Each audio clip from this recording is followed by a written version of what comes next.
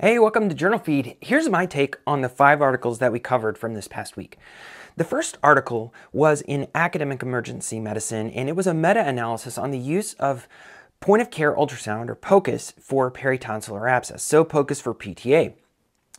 They found that the diagnostic accuracy was okay, but not fantastic. However, whenever I look at this, I think that there's still utility. In this study of over 500 people, the prevalence of disease was about 67%. If you use a transcervical approach, for example, looking under the mandible at the tonsil and the peritonsillar area, as opposed to an endocavitary probe approach, the positive likelihood ratio, if you see an abscess present, is 4.3, which gives you a post-test probability of disease of 90%. So that's something that I would stick a needle in. Article number 2 was a retrospective study in clinical infectious diseases, and it was on whether or not we should be getting imaging routinely in patients who have infective endocarditis. So this study had some problems in the sense that to be included, you had to have imaging.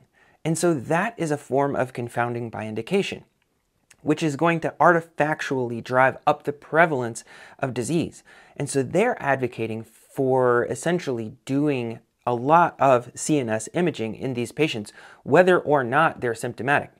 However, I'm not sure that this study should change our practice in that way. I would say if a patient is symptomatic, headache, alteration of mental status, focal neurological findings, or other, those are the patients that we should definitely be imaging. I'm not sure that we should shotgun image every single patient who has infective endocarditis or suspected infective endocarditis if they're asymptomatic.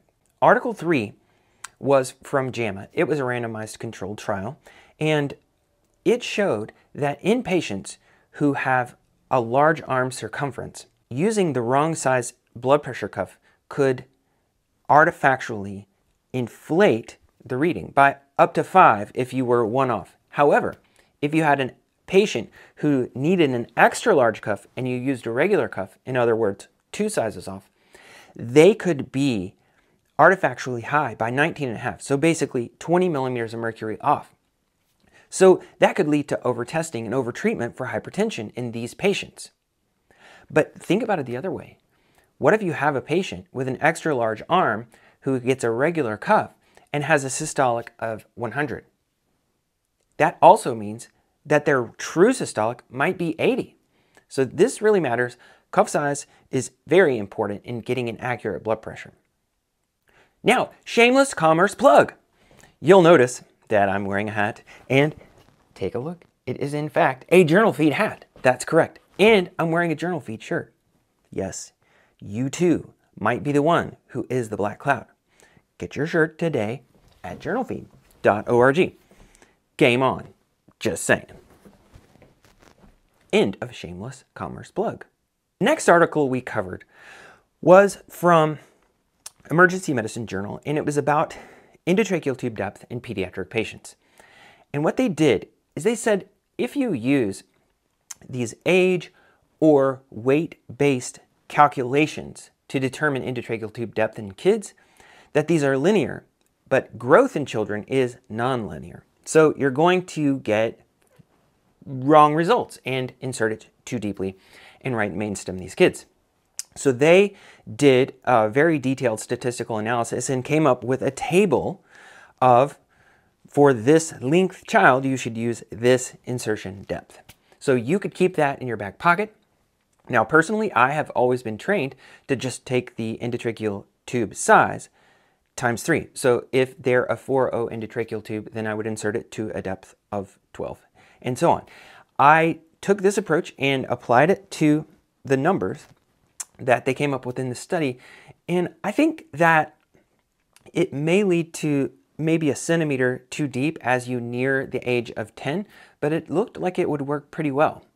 Also, if you want to take a poll of how you calculate the depth of endotracheal tube insertion, please do so on our YouTube channel.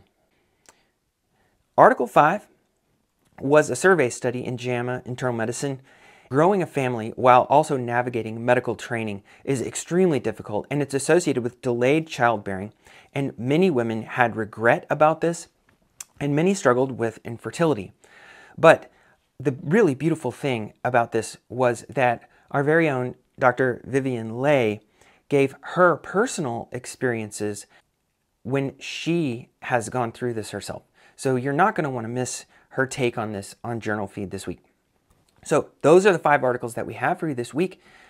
Please subscribe to the blog, and you will get these delivered to your inbox every day at 5 o'clock in the morning. So you can read less, learn more, and save lives. That's what we got for you this week. Thanks for reading Journal Feed, and thanks for watching.